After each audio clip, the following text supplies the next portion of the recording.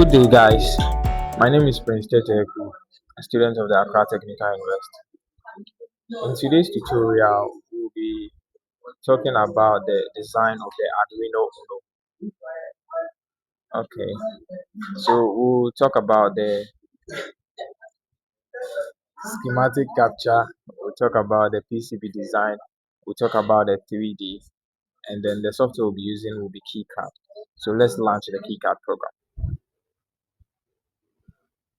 So we begin by launching the KiCad program. Alright, so after launching, this is the interface that you see, and the interface has different components. Now, I've already opened the Uno project file, so what I'll just do is go and then launch or open the schematic. So this is the schematic for the Arduino Uno. You can see the various components that come together to actually form the Arduino Uno, and the schematic is essentially the electrical connections behind the Arduino Uno board.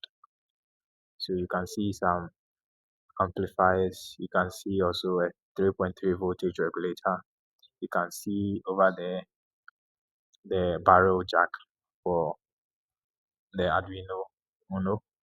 You can also see the main processor, which is the Atmega 328P, and then also you can see some other components, capacitors, ground connections, you can see resistors, you can also see the connection ports, and then you can also see the USB ports for the Arduino Uno. Now with this schematic, we can then use the schematic to generate the PCB. So to be able to generate the PCB, first we have to run the electrical rule check, and then also we also have to assign footprint to various components within the schematic.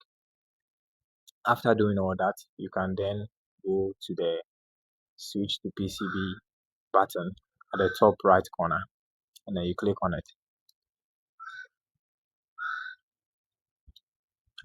After that, the PCB editor will open. When the PCB editor opens, you can see already I have done the routing and everything. So you can see the footprints for the various components, how they are electrically connected.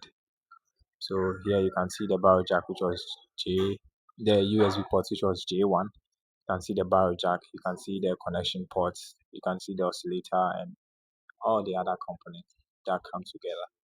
Now you can also see that the PCB has been dimensioned, so it has a specific shape that it has to take.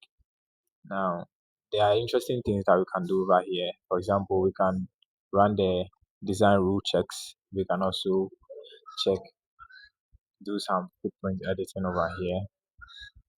But one interesting thing that we can do here is the 3D.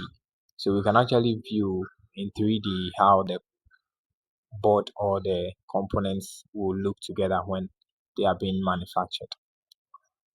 So we can use the 3D viewer. So we just click on it and then it loads the 3D for us.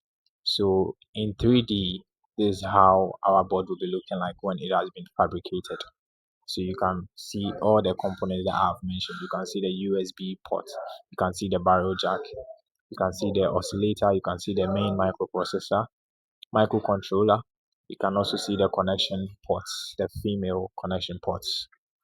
Yeah, so essentially this is what goes into it. So we have three main steps, from the schematics to PCB design, and then finally to the 3D. So